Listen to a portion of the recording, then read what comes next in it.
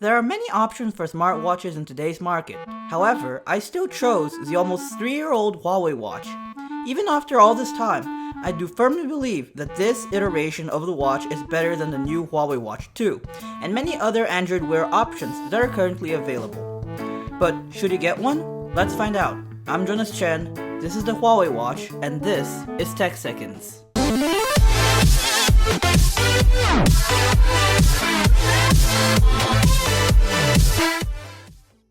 I would usually begin by talking about the design of the device, but instead, let's start by taking a look at the box. This might seem weird, but the very moment you open the box, you know that Huawei means business with their watch. Simply looking at the presentation of the watch makes all of its competitors look cheap, as removing the watch from the box is almost like getting a new piece of jewelry.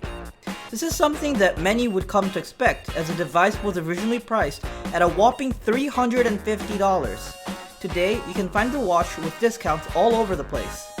I was able to get this one on Amazon for $199, making it a great deal. What do you get for the money that you spend? Well, the very first thing is a beautifully crafted and designed timepiece that is exactly as Huawei states in the box. Timeless design, smart within. Different from most smartwatches available today, this watch has a very classic look to it, making it fit in with almost any attire, and blending in with others that are also wearing watches.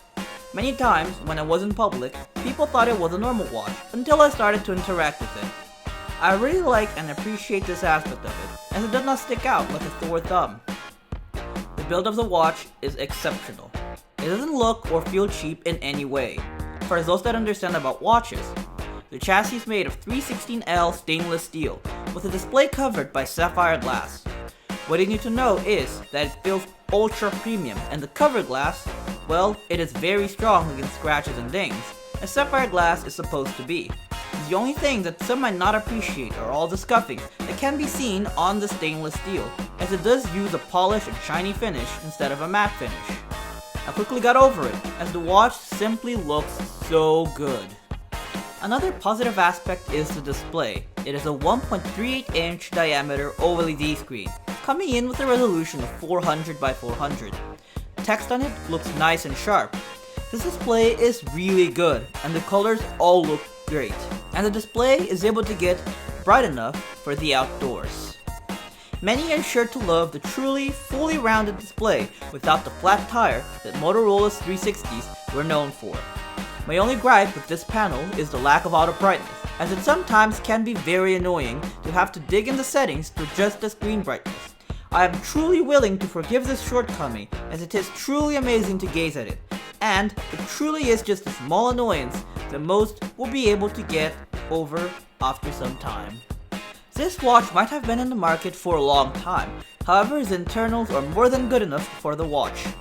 It comes with the Snapdragon 400, 512 MB of RAM, and 4 GB of internal storage. All that hardware is more than good enough to keep Android Wear 2.0 running smoothly and quickly. That's right, Huawei has already updated the watch to Android Wear 2.0. Some people might miss the colorful interface that was originally seen in the first version of Android Wear. However, the usability and functions that Android Wear 2.0 brings to the device really make it better for handling notifications and acting as a standalone device.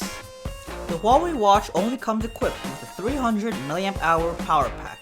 That might seem small, but somehow the device is still able to last me 1.5 days per charge, with me usually ending the day with more than 40% battery left on it. No device is perfect. The Huawei Watch of course has several issues, the first one being the lack of auto brightness, but there are two issues that I find a lot more annoying. The charging dock, which doesn't always perfectly align and charge the device, and the weak vibration motor, which had failed to notify me of when I received a notification. In the end of the day, even with those issues, it still gets my number one pick. The watch looks amazing and runs really well.